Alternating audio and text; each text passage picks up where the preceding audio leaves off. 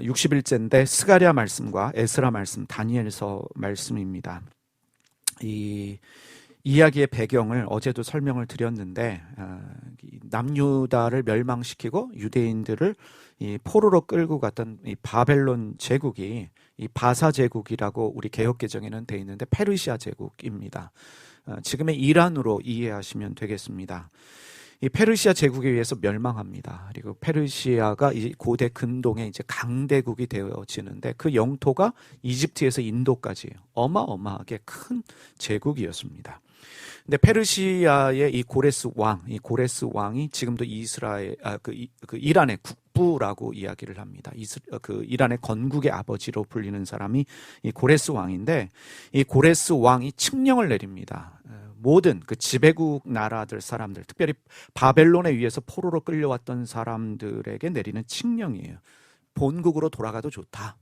원하는 사람은 본국으로 돌아가도 좋다는 귀환을 허락하고 뿐만 아니라 돌아가서 너희들이 섬기는 그 신의 신전도 다시 재건할 수 있다.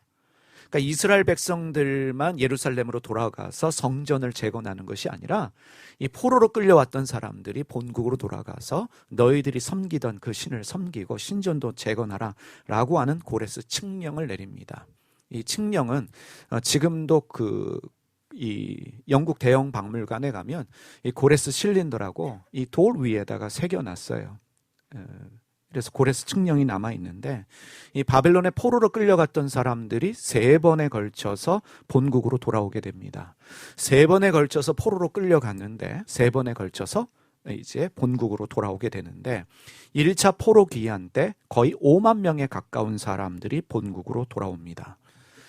이때 인솔자가 유대의 총독이 된 사람이 수룹바벨인데 수룹바벨과 대제사장 여호수아가 이들을 인도하게 되고 그리고 선지자 우리가 읽은 학개 그리고 오늘 읽게 되는 스가랴 이 두 사람도 이들 중에 포함돼서 본국으로 돌아오게 됩니다.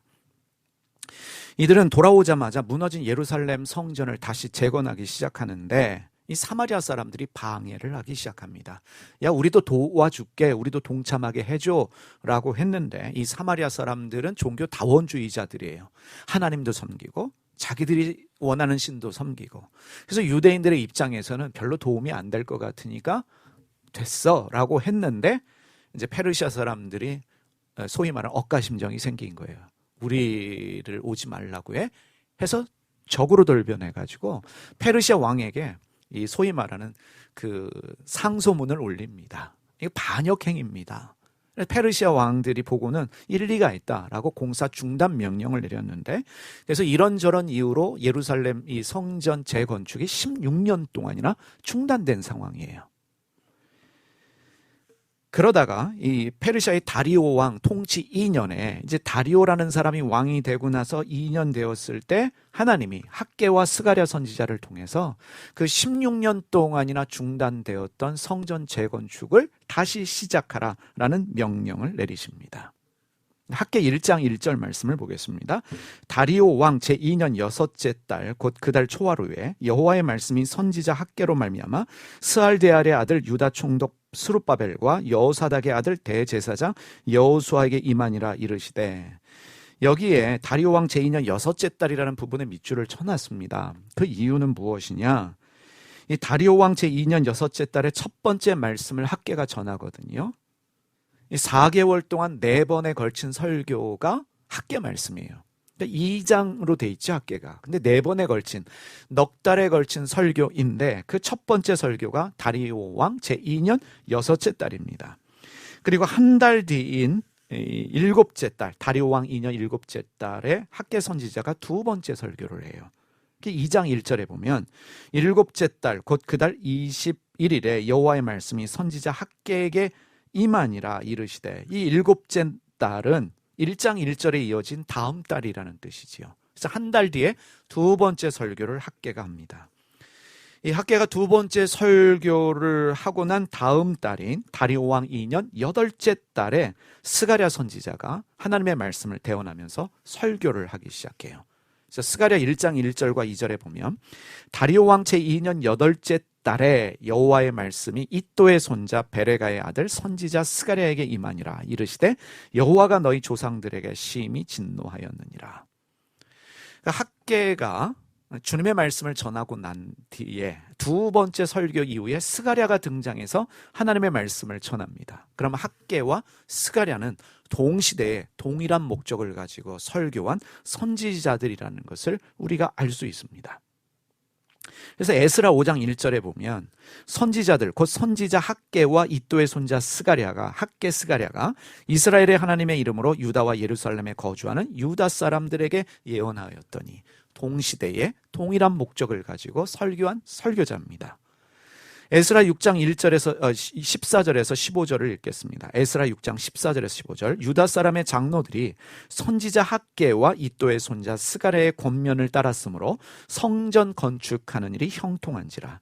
이스라엘 하나님의 명령과 바사 왕 고레스와 다리오와 아닥사스다의 조소를 따라 성전을 건축하며 일을 끝내되 다리오 왕 제6년 아달월 3일에 성전 일을 끝내니라. 다리오 왕 제2년에 성전 재건축을 시작했습니다. 그리고 6년에 끝났어요. 4년에 걸친 공사가 끝났습니다. 그러니까 16년 동안 공사가 중단됐다가 다시 학개와 스가랴의 예언을 통해서 성전 건축을 다시 시작해서 4년 만에 공사가 끝났어요. 그러니까 포로 귀환하고 나서 몇 년 만에 20년 만에 성전이 재건축되었습니다.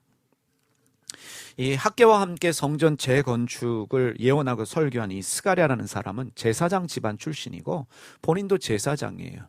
제사장이면서 선지자의 사역을 한 사람인데 이 스가랴의 이름의 뜻이 주님이 기억하신다라는 뜻이에요. 주님이 기억하신다라는 이름의 뜻을 가지고 있는데 이 성경의 기록을 보면 학개가 기록되고 스가랴를 나중에 기록하고 있습니다. 연장자를 먼저 기록하는 것이 일반적인 예거든요. 그래서 학개가 나이가 많은 사람이고 스가랴는 좀 연배가 어린 사람이구나라는 것을 추측할 수 있습니다. 그래서 여러분 그 이사야서를 읽을 때 우리가 세 부분으로 나눈다라고 하는 거 여러분 기억하시지요? 이사야는 포로 전 그리고 포로 시기 포로 후 세 부분으로 나눠져 있기 때문에 이 세 부분을 이해해야만 이사야서 전체를 이해할 수 있거든요. 마찬가지로 스가랴서도요. 이 시대적 배경과 문학적 배경이 다르기 때문에 두 부분으로 나누어요. 1장에서 8장까지를 첫째 부분으로 보고 9장에서 14장까지를 또 다른 부분으로 봅니다. 그래서 오늘은 8장까지만 우리가 이해할 텐데요. 특별히 스가랴 1장에서 8장까지 그리고 학개 말씀은 동일한 시대에 동일한 목적으로 설교된 것이기 때문에 함께 이해하는 것이 좋습니다. 이 학개와 스가랴 선지자가 설교한 내용은 무엇이냐면 16년 동안 중단된 성전 재건축을 더 이상 미루지 말고 재개할 것을 설교합니다. 이 성전을 재건축하라 라고 하는 이 촉구하는 설교를 두 사람이 하는데 먼저 학개 말씀을 다시 한번 살펴보겠습니다. 학개 2장 3절에서 9절입니다. 너희 가운데 남아있는 자 중에서 이 성전의 이전 영광을 본 자가 누구냐? 이제 이것이 너희에게 어떻게 보이느냐? 이것이 너희 눈에 보잘것없지 아니하냐? 그러나 여호와가 이르노라 수룹바벨아 스스로 굳세게 할지어다. 여호사닥의 아들 대제사장 여호수아야 스스로 굳세게 할지어다. 여호와의 말이니라. 이 땅 모든 백성아 스스로 굳세게 하여 일할지어다. 내가 너희와 함께하노라. 만군의 여호와의 말이니라. 너희가 애굽에서 나올 때 내가 너희와 언약한 말과 나의 영이 계속하여 너희 가운데 머물러 있나니 너희는 두려워하지 말지어다. 만군의 여호와가 이같이 말하노라. 조금 있으면 내가 하늘과 땅과 바다와 육지를 진동시킬 것이요 또한 모든 나라를 시킬 것이며 모든 나라의 보배가 이르리니 내가 이 성전의 영광이 충만하게 하리라. 만군의 여호와의 말이니라. 은도 내 것이요 금도 내 것이니라. 만군의 여호와의 말이니라. 이 성전의 나중 영광이 이전 영광보다 크리라. 만군의 여호와의 말이니라. 내가 이곳에 평강을 주리라. 만군의 여호와의 말이니라. 이 무너진 성전 재건축 말처럼 쉬운 일이 아닙니다. 터가 남아있지 않았거든요. 완전히 무너져서 70년의 시간을 보냈고 그리고 돌아와서도 지금 16년 동안이나 공사가 중단되어 있는데 우리 교회 건축하시는 분들이 있어서 아시겠지만 터가 사라지고 16년 동안 중단된 공사를 다시 재개하는 일은 그렇게 쉬운 일이 아닙니다. 이 사마리아 사람들이 노골적으로 방해하고 있고, 그리고 페르시아 당국도 호의적이질 않아요. 지금 페르시아의 지배를 받고 있는데 눈치를 봐야 되는데 페르시아 당국도 호의적이지 않습니다. 그리고 많은 재정이 필요한 것도 사실이에요. 근데 하나님이 돈 걱정하지 마라. 금도 내 것이고 은도 내 것이니까 염려하지 마라. 두려워하지 마라. 힘을 내서 다시 성전을 재건축하라 라고 하나님이 학개 선지자를 통해서 말씀하십니다. 근데 중요한 것은요, 여러분, 여기서 우리가 몇 가지 질문을 하게 됩니다. 하나님의 뜻 가운데 성전이 무너졌어요. 그래서 하나님의 영광이 이제 성전에서 바벨론의 포로로 끌려간 사람들에게 옮겨오시는 것을 선지자들을 통해, 특별히 에스겔 선지자를 통해서 보여주셨거든요. 근데 하나님이 성전을 재건축하라고 하시는데 이전에 솔로몬의 성전을 다시 재건할 수 없습니다. 다시 재건축을 하지만 솔로몬의 성전과 비교해서 그 규모나 크기가 비교가 안 될 정도로 초라해요. 그럼에도 불구하고 하나님은 나중 영광이 이전 영광보다 더 클 것이다. 내 영광으로 채워줄 것이다. 크기와 규모와 상관없이 성전을 재건축하라. 일단 성전 재건축이 중요하니까 성전을 재건축하라 라고 말씀하셔요. 그래서 학개 선지자의 말씀을 보면 하나님만 믿고 시작하면 하나님이 다 책임지시기 때문에 염려하지 마라. 일단 시작하는 것이 중요하다. 믿음으로 시작해라 라는 말씀으로 듣게 되어집니다. 여기서 우리가 질문하는 게 이거예요. 지금 상황과 재정이 넉넉하지 않기 때문에 솔로몬의 성전과 비교할 수 있는 그러한 성전 못 짓습니다. 그러한 규모, 그러한 크기, 흉내를 낼 수 없습니다. 초라하게 성전을 재건축하게 돼요. 근데 하나님 분명히 말씀하셨거든요. 금도 내 것이고 은도 내 것이고 모든 상황과 환경을 내가 주장할 것이기 때문에 염려하지 말고 두려워하지 말고 성전을 재건축하라 라고 말씀하시는데, 그러면 전능하신 하나님께서 이왕 주시는 거, 이왕 책임지시는 거, 적어도 솔로몬 성전만큼 지을 수 있는 그 크기와 규모로 지을 수 있는 재정과 모든 상황을 허락하시는 게 맞지 않을까요? 지금 성전을 지어도 소위 말해서 초라하게 지어야 됩니다. 이전 것과는 비교가 안 될 정도로 작게 지어야 되는데 하나님은 지으라고 말씀하셔요. 내가 책임질 테니까 지으라 라고 말씀하십니다. 그러면 하나님이 이 무너진 성전을 재건축하라고 명령하시는 이유가 있을 텐데 그 이유가 무엇일까? 하나님이 심판으로 무너지게 하셨는데 이 무너진 성전을 다시 재건축하라고 요구하시는 이유가, 그것도 솔로몬의 성전과는 비교가 안 되는 이 조그만 작은 성전을 재건축하라 명하시는 이유가 어디에 있을까? 이 질문을 여러분들이 가지셔야 됩니다. 스가랴 말씀을 보겠습니다. 8장 3절에서 6절 말씀, 메시지 성경으로 보겠습니다. 내가 시온으로 돌아왔다. 내가 예루살렘으로 다시 돌아왔다. 예루살렘은 이제 새 이름으로 불리리라. 진리의 도성, 만군의 하나님의 산, 거룩한 산으로 불리리라. 만군의 하나님의 메시지다. 노인들이 예루살렘으로 돌아와서 거리의 벤치에 앉아 이야기꽃을 피우고 지팡이를 짚고 안전하게 나들이 할 것이다.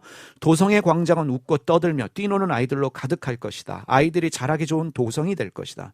만군의 하나님의 메시지다. 고향으로 돌아오는 일과 소수의 생존자들이 하나님의 성전을 재건하는 일이 너무나 큰 일로 여겨지느냐? 그러나 내게 너무 큰 일이 있겠느냐? 그렇지 않다. 일의 성사를 결정하는 이는 나다라고 말씀하셔요. 그러니까 성전을 재건하라. 놀라운 일이 벌어질 거라는 말씀이에요. 말씀에 보면 노인들이 그 길거리에 나와서 거리에 벤치에 앉아서 이야기꽃을 피우고 지팡이를 짚고 안전하게 나들이를 할 거고 행복한 나라, 좋은 나라 될 거라는 거예요. 마치 지금 대선 후보들이 이렇게 대한민국을 만들겠다 공약하면서 사람을 들뜨게 만드는 것처럼 사람을 들뜨게 만드는 메시지를 주신 거예요. 성전만 건축해봐라. 놀라운 일이 벌어질 것이다. 이전의 영광이 회복될 것이다. 라는 말씀으로 들립니다. 성전을 재건축하면 세상이 변화되고 뭔가 대단한 일이 벌어질 것 같은 말씀을 주시는 거예요. 여러분, 교회가 이 성전을, 소위 예배당을 건축하거나 재건축할 때 잘 인용하는 말씀이 학개와 스가랴의 말씀이에요. 성전 건축합시다 라고 하지요. 예배당 건축할 때 많은 교회들이 예배당 건축이라는 말은 거의 안 씁니다. 성전이라고 해야 뭔가 하나님이 계시는 장소 같고, 그래서 사람들이 더 감동받아서 헌금할 것이다라고 여겨서 그런지 몰라도 성전 건축합시다라고 할 때 제일 많이 인용하는 말씀이 학개 말씀과 스가랴 말씀이에요.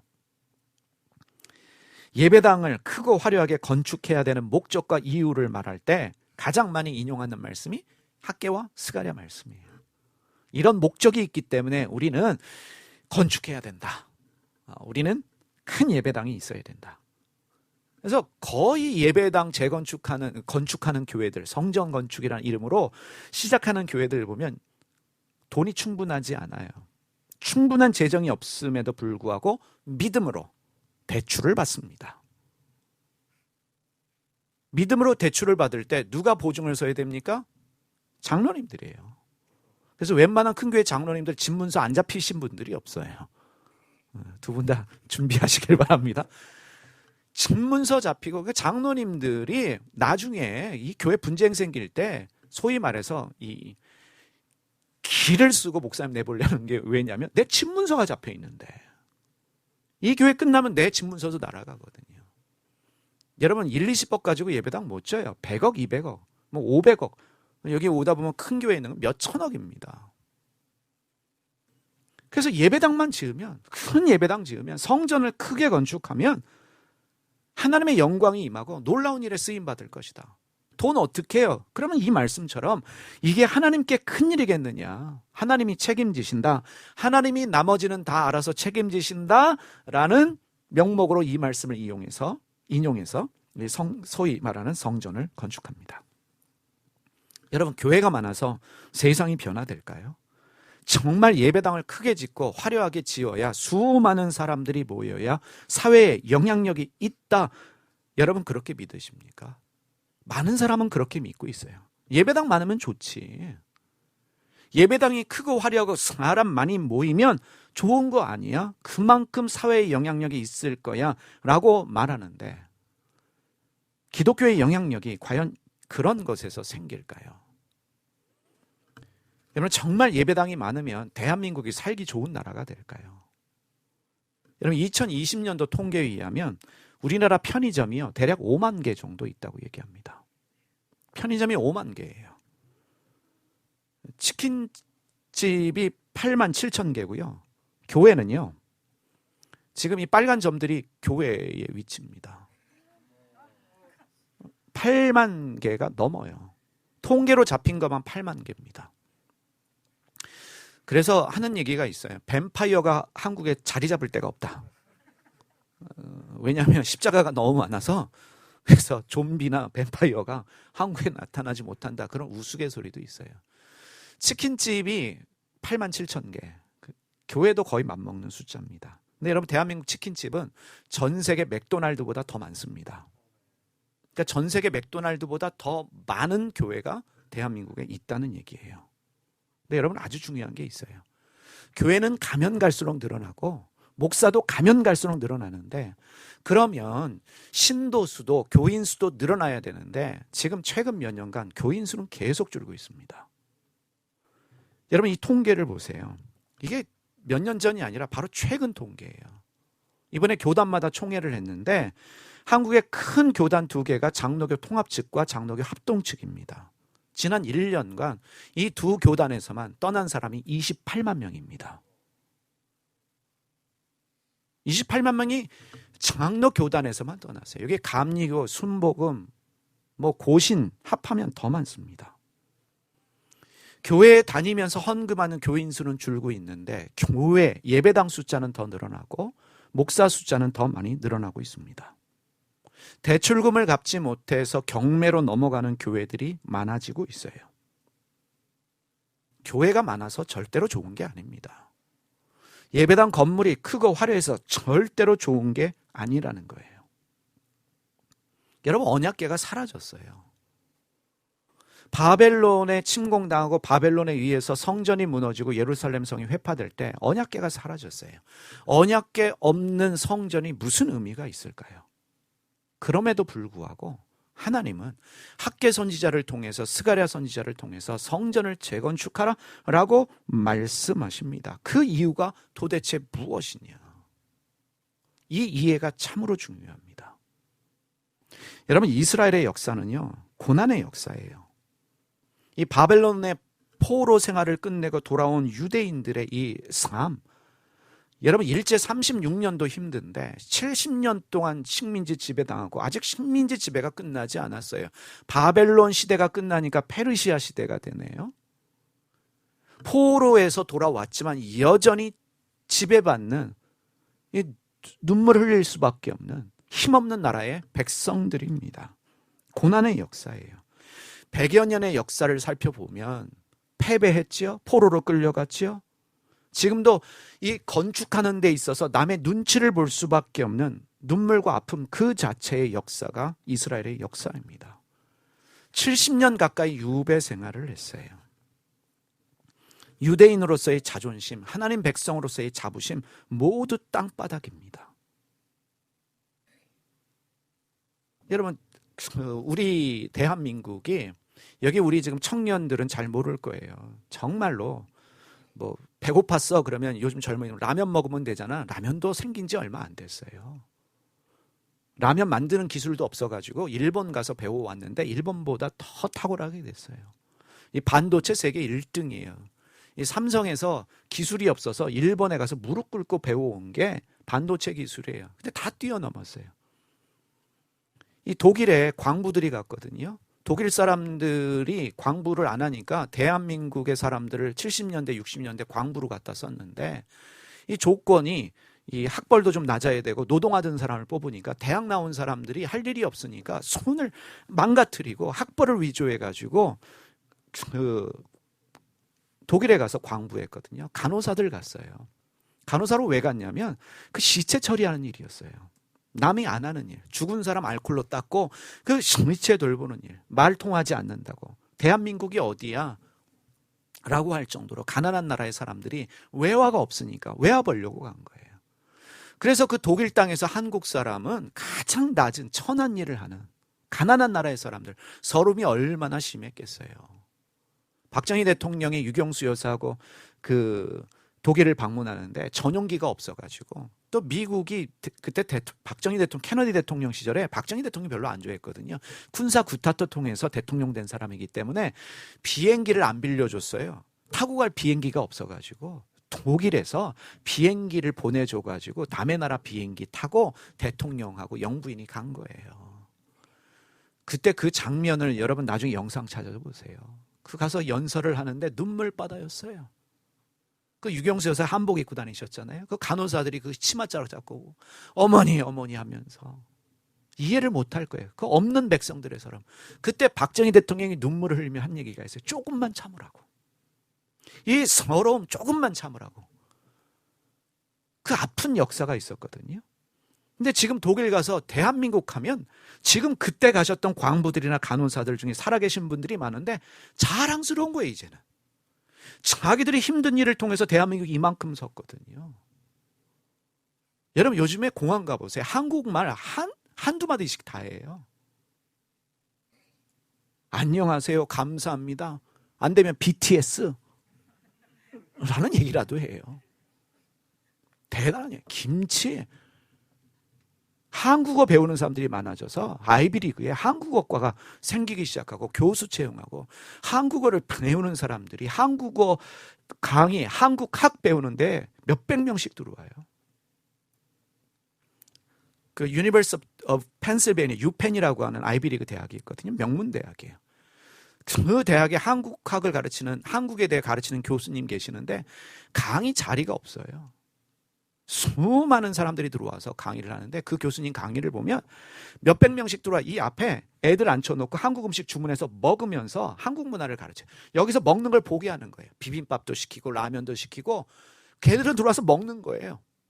한국 문화를 보여줘요. 이게 한국 문화고 이 문화가 앞으로 수년 내에 전 세계를 강타할 것이다. 몇 년 전부터 강의를 하셨는데 그 말이 맞은 거예요. 여러분 유튜브에 들어가면 있어요. 여러분 보세요. 한국 사람으로 자부심을 느끼는데 이 자부심이 근래에 생긴 거지 80년대 90년대 초까지만 하더라도요. 외국 나가서 I'm from Korea 그러면 Where is Korea 그랬다고요. 꼭 North Korea, South Korea 구분을 했어야 됐어요. 그런 역사를 가진 우리가 유대인들을 볼 때 그 심정이 이해되는 거예요. 지금 고국으로 돌아왔지만 여전히 핍박받고 여전히 눈치 볼 수밖에 없는 약소국의 백성인 거예요. 이때 하나님이 성전을 재건축하라 언약궤도 없는데 솔로몬의 그 성전과 비교도 안 되는 성전인데 그거를 지으라 라고 말씀하시는 이유가 뭘까? 여러분 메시지 성경 스가랴 머릿말에 보면은 이렇게 기록되어 있습니다. 스가랴가 한 일은 그 이상이었다. 왜냐하면 당시 백성들이 직면한 문제는 무너진 성전과 도성만이 아니었기 때문이다. 하나님의 백성으로서의 정체성이 무너져버린 상태였고 한 세기 동안을 이리 채이고 저리 채이면서 조롱과 멸시, 배신과 학대를 당해온 그들이었다. 한때 자긍심 높던 백성으로서 아브람과 모세, 사무엘, 다윗, 이사야 등 기라성 같은 위인들과 영광스러운 역사를 자랑했지만 오랜 굴욕의 세월을 보내면서 과거의 유산을 모두 잃고 하나님의 백성이라는 정체성마저 잃어버릴 위험에 처해 있었다. 이때 학개와 스가랴가 한 일이 무엇이냐는 거예요. 왜 하나님이 성전을 재건축하라라고 말씀하셨냐? 하나님의 목적은 성전 재건축이 아니었습니다. 건물이 목적이 아니었어요. 성전 재건축을 통해서 이들의 무너진 자존심을 회복시키시고 하나님 백성으로서 이들의 정체성을 회복시키기 위한 하나님의 목적이 있었다는 거예요. 여러분 이게 중요합니다. 하나님의 성전, 예루살렘 성전하면 이 유대인들에게는 성전은 하나님의 영광과 임재가 있는 건물이고 장소예요. 우리의 자부심이에요. 우리의 자랑이에요. 우리가 있게 하는 근본이 되는 것이 성전입니다. 자기들의 상징이면서 자기들의 자랑이면서 자기들의 자부심이에요. 삶의 중심이 성전이었어요. 유대인들은 성전을 중심으로 모였고 성전 중심으로 흩어졌습니다. 크고 작던지 간에 하나님의 영광과 임재로 상징되는 성전 재건축은 돌아온 포로들에게 새로운 힘과 새로운 희망이 되는 거예요. 그 건물을 보면서 자기의 자부심이 살아나요. 정체성이 살아나는 거예요. 무너진 민족의 정체성과 자부심이 회복되는 계기가 되는 것이고요. 사람들의 마음을 하나로 묶는 그 중심 역할을 성전이 하게 되어집니다. 예루살렘 성전. 그 의미는 우리가 생각하는 것 이상이에요. 아니 그게 무너졌는데 그게 뭐가 중요해? 우리는 한국 사람이기 때문에 별로 감동이 없어요. 근데 유대인들은 지금도 그 자리에 모슬렘들이 모스크를 세워놨거든요. 이 70년에 로마의 디도 장군이요, 이 예루살렘 성전을 다시, 이 수룹바벨 성전을 헤롯이 다시 지어요. 크게 지어요. 이 헤롯은 이두메 사람이에요. 에돔 사람이기 때문에 자기가 유대의 왕인데 유대의 핏줄이 아니니까 잘 보이기 위해서 화려하게 증축을 해요. 그게 예수님 당시의 성전이었어요. 근데 로마의 디도 장군이 서기 70년에 와서 예수님 예언한 대로 아주 다 쓸어버려요. 다 죽이고 다 흔적도 없이 남기면서 이 사람들의 자존심을 무너뜨리려고 서쪽에 벽 한쪽만 남겨놨어요. 그게 지금의 통곡의 벽이에요. 그게 지금까지 이어져서 지금도 이 성전 무너진 날이 되면 유대인들이 거기 모여서 밤새면서 눈물을 흘리는 거예요. 이 아픈 역사를 잊지 말자. 역사를 잊은 백성에겐 미래가 없다. 그게 성전이거든요. 지금 벽만 남았는데도 다시 짓지를 못해요. 거기에 다시 성전을 지으려면 여러분 핵전쟁이 일어날 수 있거든요. 이게 단순한 문제가 아니에요. 그래서 지금 그 벽만을 가지고 붙들고 기도할 만큼 그들에게는 그 성전이라는 게 너무나 중요합니다. 다시 말하면 성전 재건축은 하나님의 백성을 살리고 회복시키시는 하나님의 비전이고 하나님이 주신 소망이에요. 이들에게 비전을 주시고 소망을 주셔서 다시 한번 이들이 일어날 수 있도록 이들을 살리시기 위한 하나님의 목적이 바로 성전 재건축입니다. 여러분, 프랑스 파리에 가면 개선문이 있어요. 이 개선문이 있는데 정확한 명칭은 승리의 개선문입니다. 이 개선문이 저희 집안하고는 특별한 관계가 있어요. 왜냐하면 저희 에스더가 유치원 다닐 때 제가 그 유럽에 그 전도여행 때문에 갈 일이 있어서 데리고 갔거든요. 그래서 프랑스 파리에서 하룻밤을 자게 됐는데 이 아이랑 나가다가 이 지금은 에스더가 좀 이렇게 그 온순하지만 그때는 뛰어다녔어요. 그래서 막 천방지축으로 뛰어다니다가 이 광장에서 넘어져서 이 코뼈가 이게 뭐 거의 부러졌죠. 그래서 막 코피가 나고 사람들이 와서 앰뷸런스 불러줄까 그런데 됐어라고 해서 그리고 하룻밤 재워서 왔는데 와서 보니까 멍들어서 이제 뭐 이 코가 이만큼 됐죠. 그래서 이 개선문 이 주변은 저희에게 잊지 못할 장소예요. 우리는 코 깨져서 잊지 못할 장소인데 프랑스인들에게는요, 개선문은 프랑스 그 자체예요. 개선문은 프랑스의 자부심입니다. 자존심이에요. 개선문을 이해하지 않고는 프랑스를 이해를 할 수가 없어요. 특히 근대 프랑스를 이해할 수가 없습니다. 1806년에 나폴레옹이 전쟁에서 승리한 기념으로 야, 개선문 지어라고 했거든요. 근데 이런저런 이유로 당장 짓지 못하고 1836년에 나폴레옹 사후 이후에 완공이 되었습니다. 그 이후로 이 개선문이 프랑스인들의 자존심이 되고 자부심이 되고 자랑이 되었어요. 이 파리에 가시면 파리 한가운데 세워져 있고 이 개선문을 중심으로 길이 12갈래가 나와 있습니다. 그러니까 모든 길의 중심이 개선문이에요. 삶의 중심, 프랑스의 중심, 프랑스의 자부심입니다. 국가의 주요한 행사들이 이 개선문에서 열려요. 개선문에서 열리는데 여기서 행진도 하고 여기서 행사도 하고 주요 인사가 이제 죽으면 여기에서 꼭 지나가게 하고 여기서 하룻밤을 유해를 안치시키는 행사도 합니다. 1940년 2차 세계대전이 일어나고요. 독일이 침공해서 프랑스를 점령했는데 이 독일군이 한 일이 있어요. 의도적으로 개선문을 행진을 했습니다. 뭔지 아시겠죠? 니네들은 끝났어. 자존심을 구겨버린 거예요. 가장 치욕적인 일이 뭐냐면 독일군에게 지배받은 게 치욕적인 게 아니라 독일군이 개선문을 행진한 거예요. 저게 어떤 건데? 이 일 자체가 프랑스인들에게 큰 치욕이 됐는데 이 개선문은요, 우리가 이해하는 것 이상의 프랑스인들의 자랑이고 자부심이고 긍지입니다. 프랑스 그 자체예요. 나중에 뭐 이제 내년부터는 가능할 것 같아요. 여행할 게 있으시면요, 꼭 한번 가서 보세요. 보면서 이게 뭐 대단하다고. 근데 대단한 거예요. 에펠탑이 그들의 자랑이 아니라 이 개선문이 자랑이에요. 건물은요, 건물 이상의 의미를 가집니다. 여러분, 건물은요, 공동체의 상징이 되고 자부심이 되고 자랑이 됩니다. 건물은요, 그 상징성을 통해서 공동체에 비전을 주고 소망을 줍니다. 김영삼 대통령이 취임하고 나서 1996년도에 하신 일이 있어요.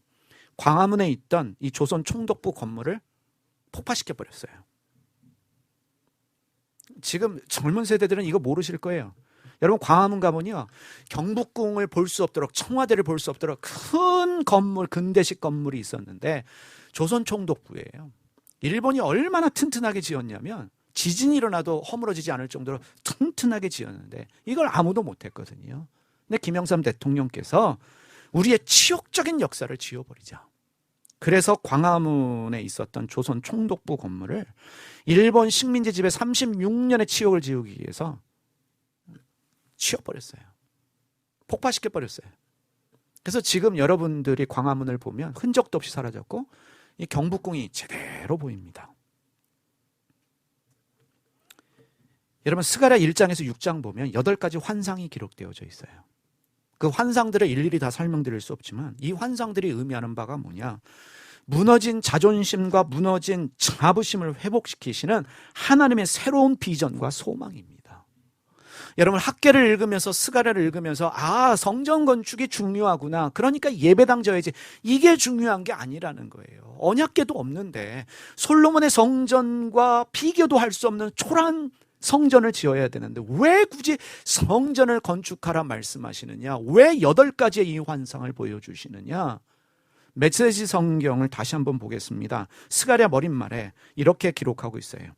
스가랴는 오랜 포로 생활이 허물어뜨린 그 존엄한 정체성을 회복시키는 일에 중심 역할을 했던 예언자다. 그의 환상과 메시지는 하나님의 백성의 상상력에 새로운 활력을 불어넣었다. 그 환상들은 하나님의 백성에게 주권자이신 하나님의 모습을 뚜렷이 각인시키고 유대 백성들이 오랜 오욕과 굴욕의 세월을 이겨낼 수 있게 하는 힘이 되었다. 하나님이 새로운 소망과 비전을 주시는 거예요. 식어진 가슴에 불을 주시는 거예요. 우리가 이런 민족이었구나. 우리가 이런 자부심 있는 민족이었구나. 자긍심을 심어주기 위해서 성전 재건축과 8가지 환상을 보여주신 거예요. 여러분 스가랴 8장 14절에서 17절 말씀 보겠습니다.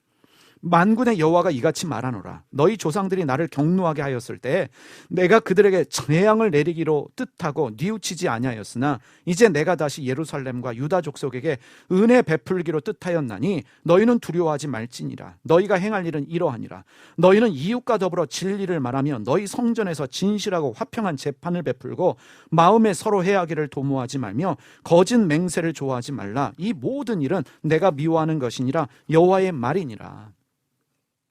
학개와 스가랴를 통해서 하나님이 성전 재건축을 말씀하시고 스가랴를 통해서 보여주신 환상은 하나님 백성으로 살아가야 한다는 것을 깨우는 하나님의 비전이었어요. 성전을 보면서 깨닫게 되는 게 뭐예요? 하나님의 백성.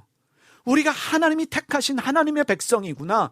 그러면서 하나님의 백성은 어떻게 살아야 되는가? 그 말씀이 주어질 때 아멘 할 수 있는 거예요. 그래, 맞아, 하나님의 백성이니까 정직해야지, 거짓말하지 말아야지, 하나님의 백성이니까 이렇게 살아야지 라고 하는 정체성이 깨달아지는 거예요. 여러분, 비전이라는 게 뭐예요? 비전은 내가 살아가는 이유가 되고 나의 자부심이 되고 나의 정체성을 깨닫게 되는 도구가 바로 비전입니다. 묵시가 없으면 백성이 방자히 행한다고 했는데 그 묵시가 바로 비전이에요. 하나님이 주시는 비전. 여러분, 교회는요, 성도들에게 자부심과 긍지를 가지고 살아갈 수 있도록 내가 하나님의 백성이구나 라는 긍지와 자부심을 가지고 살아갈 수 있도록 성전 재건축에 대한 비전, 하나님이 보여주시는 이 환상들을 제시할 수 있어야 합니다. 다시 말하면 비전을 줄 수 있어야 돼요. 말씀으로 마른 뼈들이 살아나서 하나님의 군대가 되게 하는 그 역사가 교회에서 있어야 된다는 것입니다. 교회는요, 성도들에게 하나님 백성으로 살아갈 수 있는 목적과 정체성을 가질 수 있는 그러한 비전을 줘야 돼요. 부를 수 있는 노래, 흔들 수 있는 깃발, 외칠 수 있는 구호를 교회가 제시해 주어야 됩니다. 여러분, 미국에서는요, 매년 9월달이 되면, 새학기가 되고 9월달이 되면 9월달에 하는 일이 있어요. See you at the Poll이라고 하는 운동이 있습니다. 국기개양대에서 만납시다. 미국 학교는 다 국기개양대가 있거든요. 거기에서 모입시다라고 하는 기도 운동이 있습니다. 여러분 아십니까? 미국 공립학교에서는요, 기도 모임이 불법입니다. 성경 공부 모임도 되지를 않아요. 종교의 공평성 때문에 기도 모임이 불법이고 그리고 성경 공부도 불법이에요. 그걸 하는 선생님이 있으면 징계 사유가 됩니다. 처벌 사유가 됩니다. 그래서 수십 년 전에 이 일에 대하여 고민하던 사람들이 바로 믿는 아이들에게 도전을 줬어요. 우리가 1년에 한 번만이라도 학교를 위해 기도하자. 학교를 위해 기도하자. 그 기도 모임이 See you at the Poll인데 국기개양대는 학교 밖이기 때문에 불법이지를 않습니다. 그래서 1년에 한 번만 국기개양대 앞에 모여서 기도합시다. 9월 달에 있는 See you at the Poll 국기개양대 기도 모임이에요. 여러분 사진들 보십시오. 수많은 학생들이요, 미국 아이들이, 예수님 믿는 아이들이 모여서 아침에 일찍 학교에 와서 기도하는 거예요. 손을 잡고 찬양하면서 기도하는 거예요. 수십 명에서, 적게는 몇 명에서 100여 명, 수천 명까지 모이는 경우도 있어요. 왜 이런 모임이 가능할까요? 이 아이들에게 부를 수 있는 노래를 줬어요. 그리스도인으로서 너의 사명은 학교를 위해 기도하는 것이다. 흔들 수 있는 깃발을 줬어요. 여러분 얼마나 좋습니까? 국기개양대 기도 모임. 제가 여기서 한 20여 년 전에 이 사실을 알게 돼서 제가 예수전도단이라는 선교단체에 사역할 때 그때 제가 킹스키즈라고 하는 그 사역을 했지요. 그래서 이걸 구입해서 그때 청소년 집회가 유스 캠프였어요. 그 유스 캠프라고 예수전도단 캠프인데 그 캠프에서 계속 도전을 했습니다. 미국에서는 이런 운동들이 일어난다. 우리는 매일같이 학교에 일찍 가서 학교를 위해 기도하자라는 기도 운동을 일으켰는데 그때 제가 그 선교단체에 있을 때 아이들이요 정말 수천 명씩 그때 통계에 의하면 제주도서부터 그리고 강원도까지 수천 개의 학교, 초등학교서부터 대학교까지 이 기도 모임이 일어났어요. 그러면서 배지를 만들고 스티커를 만들고 성경책 앞에 우리는 학교를 위해 기도합니다 슬로건을 만들고 그때부터 제가 말만 듣는 걸 좋아했어요. 우리는 학교를 위해 기도합니다. 우리말에 국기개양대에서 만납시다 그러면 이상하잖아요.